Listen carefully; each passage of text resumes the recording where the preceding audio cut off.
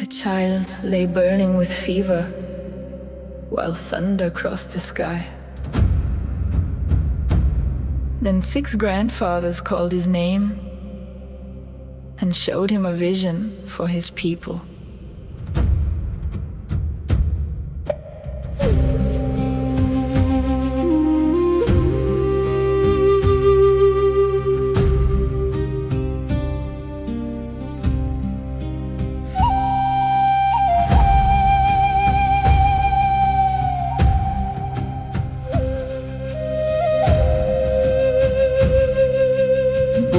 The little powder river wound beneath the open sky. Black Elk heard the distant thunder and saw what others passed nearby. At 9 years old, a fever took him far beyond the world he knew, where 6 grandfathers stood before him and revealed what he must do. He saw the sacred hoop unbroken. He saw the flowering tree. He saw his people stand together, alive, united, free. Oh, Black Elk, keeper of the flame, the thunder spoke and called your name. Earth and heaven, wind and sky showed you a dream that would never die. Though the sacred hoop was torn apart, the great vision lived within your heart.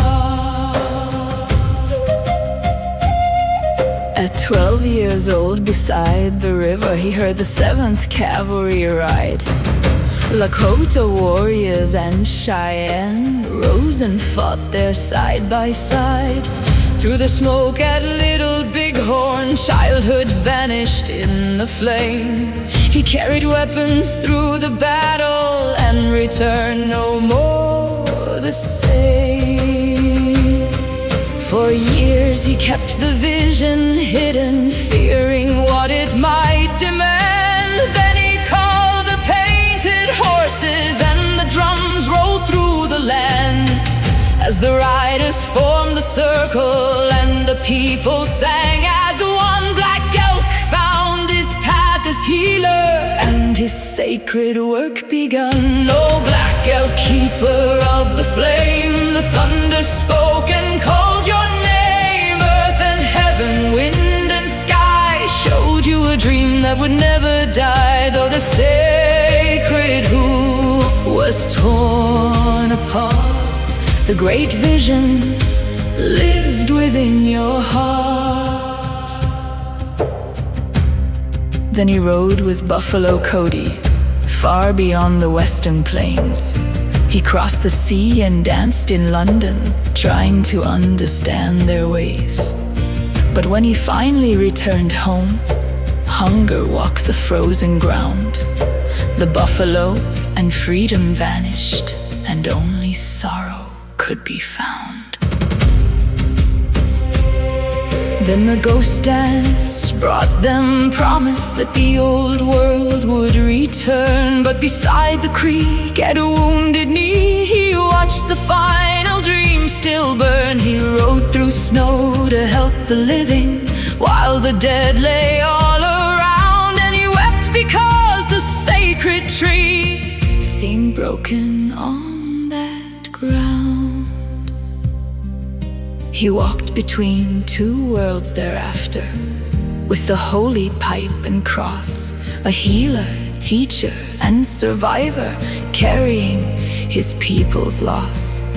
And when at last he told his story, the world began to see the vision of the sacred circle and the flowering tree. Oh, Black Elk, keeper of the flame, the thunder spoke and called your name. Earth and heaven, wind and sky showed you a dream that would never die. Though the sacred hoop was torn apart, the great vision lived within your heart.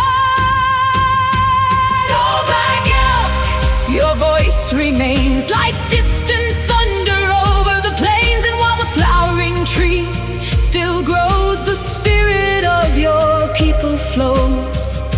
Beyond the darkness, fear, and pain, the sacred hoop will rise again. Black Elk died in 1950,